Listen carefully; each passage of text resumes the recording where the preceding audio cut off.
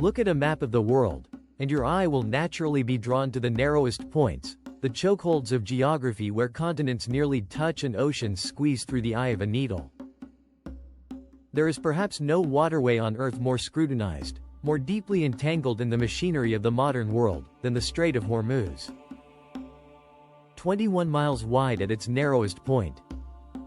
Through this slender corridor of deep, turbulent water, bounded by the sun-baked mountains of Iran to the north and the jagged fjords of Oman to the south, flows roughly 1/5 of the world's petroleum.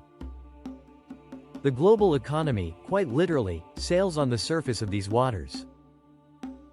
To the politicians in distant capitals, to the commodities traders in glass skyscrapers, and to the military commanders monitoring radar screens, this is merely a strategic artery, a geopolitical choke point that must be kept open at all costs. But zoom in. Zoom past the satellites, past the massive steel hulls of the supertankers, and past the military patrols. Come down to the water's edge. Here, beneath the blinding glare of the Persian Gulf sun, the Strait of Hormuz is not a geopolitical abstraction. It is a home. It is a neighborhood.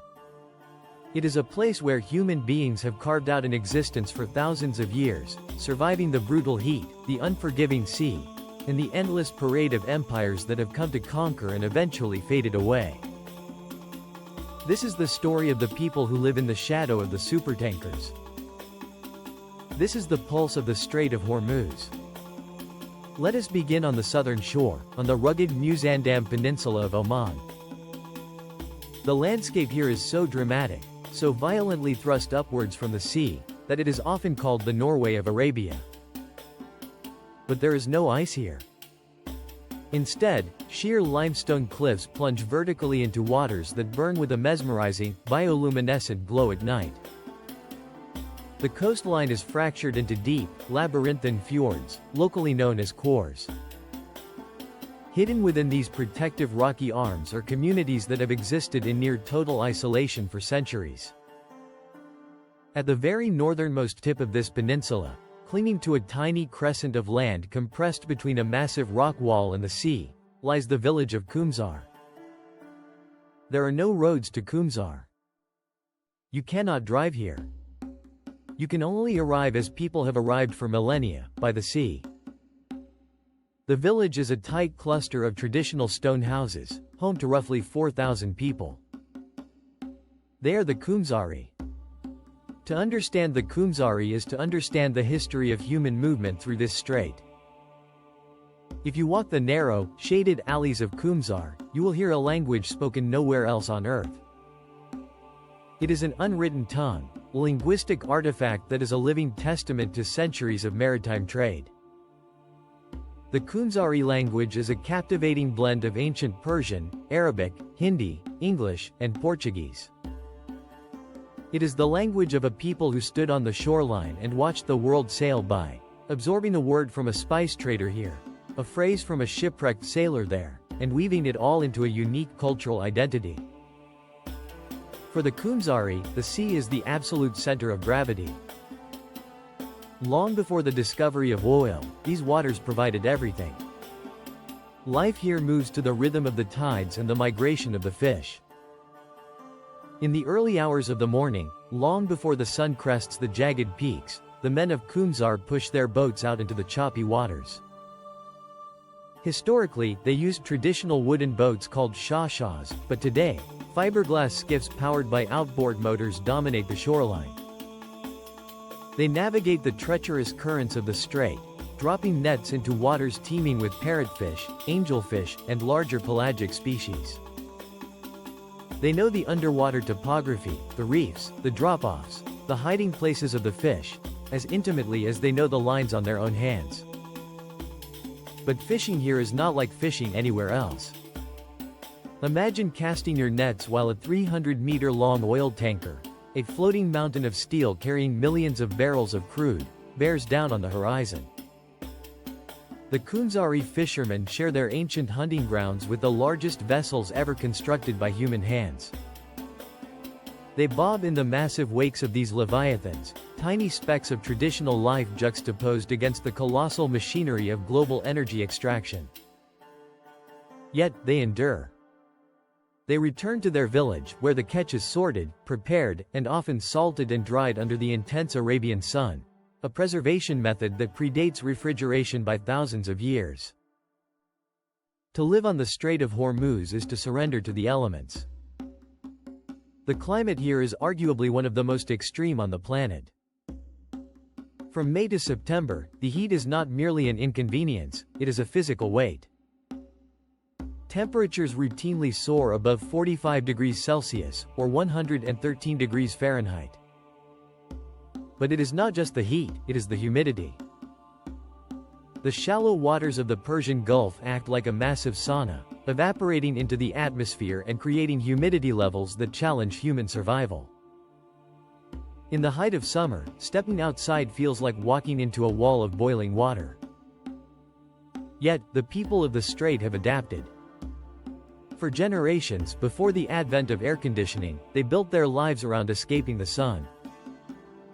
Villages were constructed with narrow, winding streets designed to capture the breeze and cast deep shadows. Traditional clothing, light, breathable, and loose-fitting, became a shield against the relentless glare. And the rhythm of life shifted. The afternoons became a time of enforced rest, a deep slumber to wait out the most punishing hours of the day, with the village coming alive again only as the sun dipped below the horizon, painting the sky in violent shades of purple and bruised orange. Let us look closer at how one physically survives in a place where the sun is an adversary. On the Iranian island of Qeshm, across the 21 miles of water on the northern shore of the strait, you will see a skyline defined not by modern skyscrapers, but by ancient, brilliant engineering. These are the badgers, the windcatchers. Long before electricity, the architects of the Gulf devised a way to air-condition their homes using nothing but the breeze.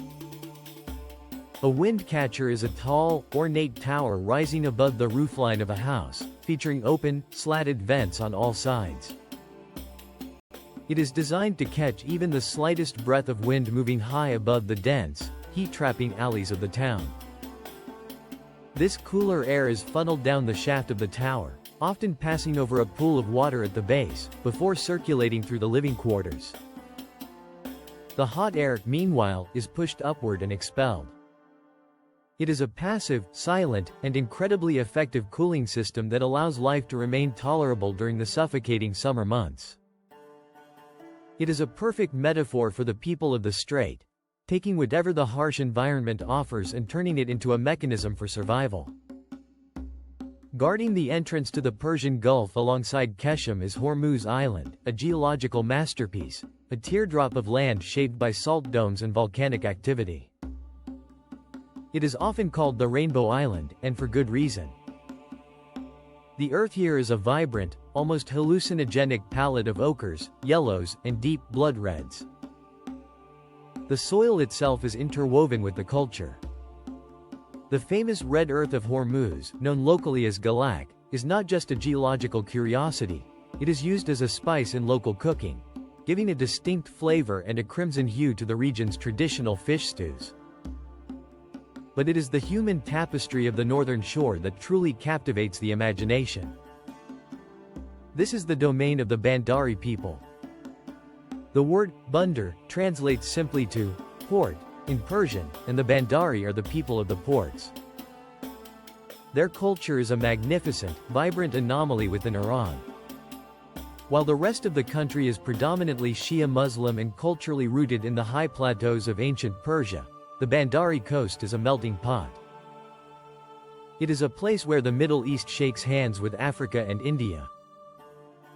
For centuries, dhows, the traditional wooden sailing vessels of the Arabian Sea, rode the monsoon winds between this coast, the Indian subcontinent, and the Swahili coast of East Africa.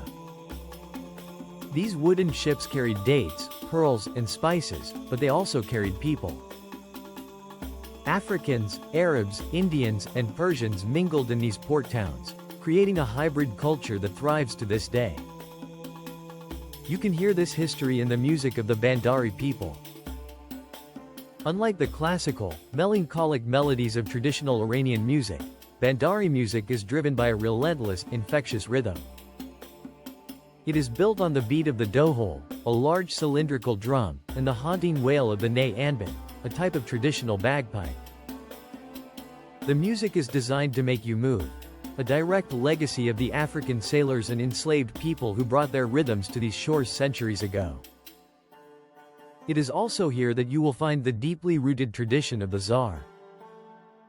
The Zar is an ancient belief system, tracing its origins back to East Africa, which holds that invisible winds or spirits can possess a human being, causing illness or melancholy.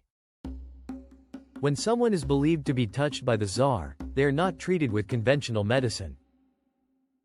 Instead, the community gathers for a deeply hypnotic musical ritual.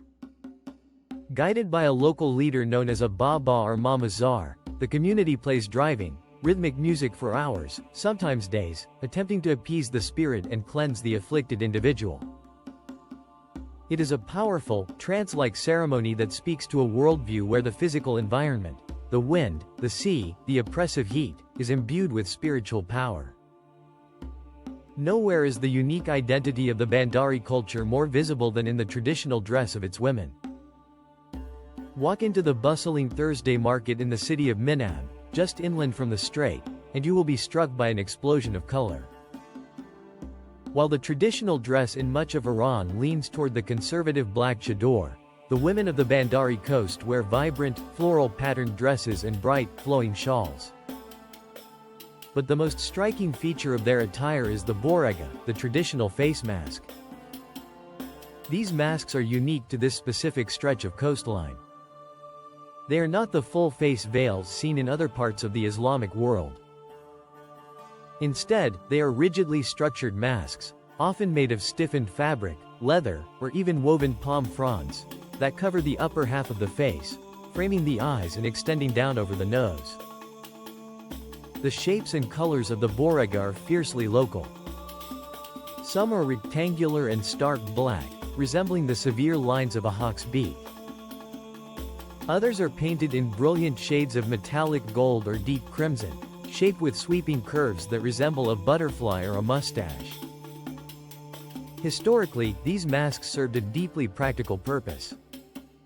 They protected the delicate skin of the face from the blinding glare of the sun reflecting off the water, the harsh blowing sand, and the abrasive, salty wind.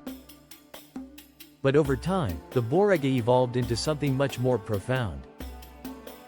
It became a symbol of identity, a marker of which specific island or village a woman hailed from. A golden, rectangular mask might signify a woman from Qeshm Island, while a differently shaped red mask might indicate she is from a village further down the coast. Even today, amidst the rapid modernization of the region, many older women and a growing number of young, culturally proud women continue to wear the Boregheh, turning a practical sun shield into a powerful statement of Bandari heritage. To truly feel the heartbeat of this region's economy, you must stay a while in that Thursday market in Minab. It is here that the microeconomy of the strait is laid bare. From the moment the sun rises, the dust is kicked up by thousands of feet. The air is thick with the smell of livestock, roasting kebabs, and the sharp, metallic tang of the sea. You will see nomadic herders from the interior mountains leading goats and camels to trade. You will see fishermen from the coast hauling massive blocks of ice carrying the morning's catch of tiger prawns and hammerhead sharks. But it is the women of the region who truly run the marketplace. Sitting cross-legged on intricately woven carpets, wearing their brilliant, metallic Boregheh masks, they sell the crafts that have defined their culture. They sell baskets woven from date palm fronds, their fingers moving with a speed and dexterity that defies belief. They sell packets of the red galak soil from Hormuz. They sell spices, cardamom, turmeric, black lime, the very goods that brought the Portuguese and the British to these shores centuries ago. To walk through the Minab market is to realize that the Strait of Hormuz has never truly been an isolated place. It has always been a sponge, absorbing the cultures, the flavors, and the languages of anyone who dared to sail its waters. The people of the Strait of Hormuz have always lived with the ghosts of empires. Because whoever controls this narrow waterway controls the wealth of the East. In the 16th century, the Portuguese Armada arrived, heavily armed and determined to monopolize the global spice trade. They built massive stone fortresses on Hormuz Island, Qeshm, and the Omani coast. Today, the crumbling, red stone walls of these Portuguese forts still stand, slowly surrendering to the salt and the sea. They are silent monuments to a forgotten global superpower. The Portuguese were eventually driven out, replaced by the British, who sought to secure the sea lanes to their empire in India. The British signed treaties, drew borders, and established protectorates. And then came the modern era, the discovery of oil, and the sudden, overwhelming militarization of the region. The people of the Strait have watched it all. They have seen wooden galleons replaced by steamships, and steamships replaced by nuclear-powered aircraft carriers. They have endured sanctions, border disputes, and the constant, simmering tension of modern geopolitics. Yet, through it all, the local life persists.